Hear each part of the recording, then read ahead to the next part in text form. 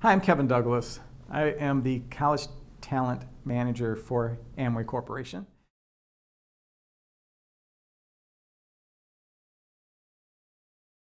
You've done everything right. You've taken the time to prep.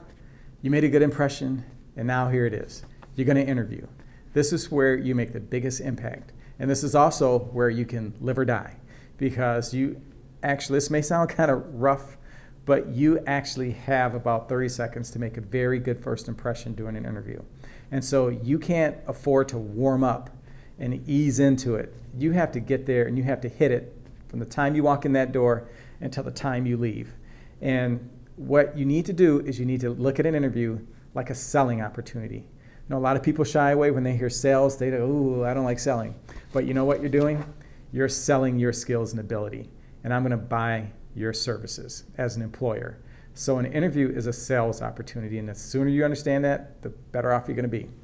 So what you want to do is you want to be able to convince me why I should buy your services. And so these are some of the things that you want to do. When you walk in, first advice, always be nice to the receptionist. Receptionist is very powerful. If you have an attitude and you mistreat the receptionist, you act like you're above them, I can guarantee you that's going to get back to the hiring manager. So don't discount the receptionist. The next thing you want to do, always overdress. I don't care what you're interviewing for. You can see right now I don't have a tie on. Where I work, it's business casual. And yet when people come to interview at our company, they have a suit and tie on, because you have to earn the right to dress casual. And once you get hired, you've earned that right. You can dress casual. So if you see people, or you've been there visiting and you notice people are not in a suit and tie, you need to show up in a suit and tie. I don't care if you're interviewing for the home and garden department at a local store. Show up in a suit and tie, because it shows that you're taking the opportunity seriously. Then you also want to arrive 10 minutes early. A lot of people think they arrive 10 minutes early just to show that you're punctual. The main reason for arriving 10 minutes early is you want to get in your zone. Remember, you need to prepare. When you get there, you need to get everything out of your head that is troubling you or causing you to be preoccupied. Get it out of your head. Relax, calm down, look at your environment, get in your zone, get ready for the interview. Because frankly, the interviewer doesn't care if you're running from a test and you just got there or whatever else may be going on in your life. They want you to be prepared to interview. Offer that handshake, offer a smile. Smile is so important at the beginning of the interview, because interviewers like to have fun. And if you're there and you extend your hand and you have a face that you're not smiling, the interviewer right away is going to go, oh, this is going to be a thrill a minute. As opposed to, hi, I'm Kevin Douglas. Nice to meet you. Glad to be here. I'm so looking forward to this opportunity to learn more about your company. That's the type of energy that you need to have. That's what gets the employer excited to talk to you off the bat. Like I said, you have to hit it from the ground and have high energy. The other thing you want to do is you always want to maintain good eye contact. Even if the person you're interviewing with is looking around the room, you need to stay focused on them. The other thing some interviewers would do is they'll get very comfortable during the interview. Maybe at the end of the day, they may be tired. They may have interviewed 5 or 6 people already. They're getting a little casual. They're getting slouchy in their chair and talking to you. Don't fall into that trap. You want to always be sitting up. You always want to be focused. The other thing that can happen is an interviewer can suck the life out of you. And what I mean by that is you may be interviewing with someone and they're looking at you like this and they're asking questions. So they have no energy. Don't let that suck your energy out of you. You want to maintain good energy. I had that happen to me once. It'll never happen again. The response or the feedback that was sent was that I wasn't interested in what I was talking about. I had no energy. I wasn't excited because I let them bring me down to their energy level. Never do that. Always rather have someone say you're off the wall, you're way too energetic than the other. And actually, I've never heard anybody say that. So you always want to have high energy.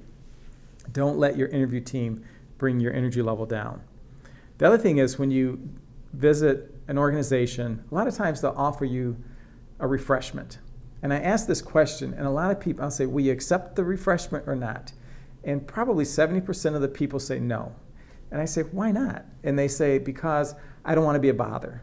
Well, look at it this way. remember, interviewing is about selling your skills and ability. How do people become successful at selling? They turn a sales opportunity into a conversation. And that's what you want to do in an interview. You want to turn the interview into a conversation. How do you do that?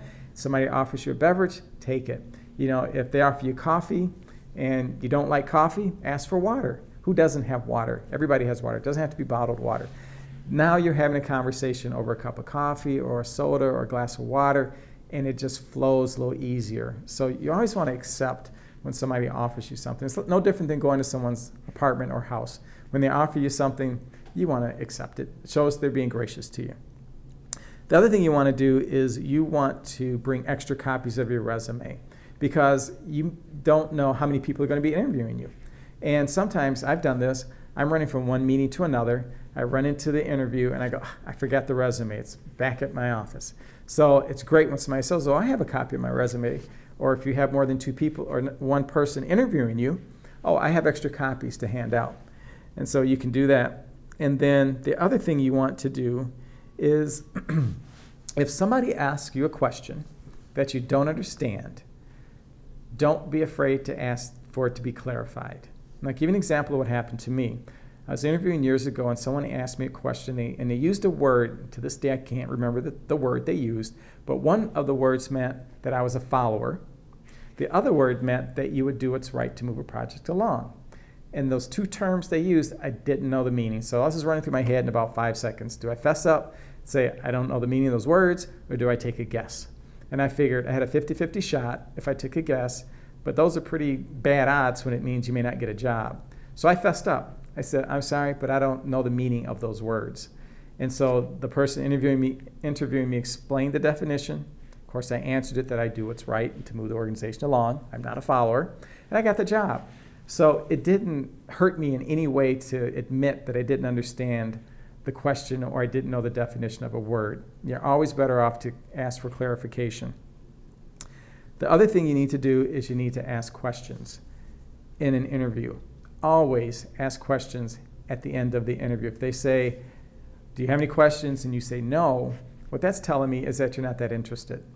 Always have questions. Just clarify some of the things they talked about in the interview. Can you give me a little bit more information about what I would potentially be doing if I receive this job opportunity?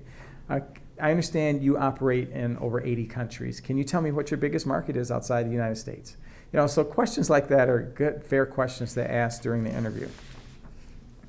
And then after the interview, it's important to talk about next steps. Close the interview. Find out when should you follow up. Some people say 2 weeks, some people say 2 days. And the reality is you don't know unless you ask, because 2 weeks could be too long and 2 days could be too short. And so when you're asking that time frame and you say, then it's okay for me to follow up with you just before that, and you call them, perfect, because now you can say, when we talked last, you said I could follow up with you about this time. Wanted to let you know that I'm still very interested in this opportunity and to see if you had any further questions. Shows that you're serious, and I can tell you right now, most people don't do that. So it's another way to set yourself apart. Also, you want to send a prompt thank you note, and I would handwrite it because everybody gets emails. Don't worry if you have sloppy handwriting, it's okay. It shows that you took a little extra effort and energy to handwrite a note, address an envelope, and put a stamp on it and mail it. And because the reality also is most people don't receive nice notes in the mail. It's always a bill or something. So take the time to do that.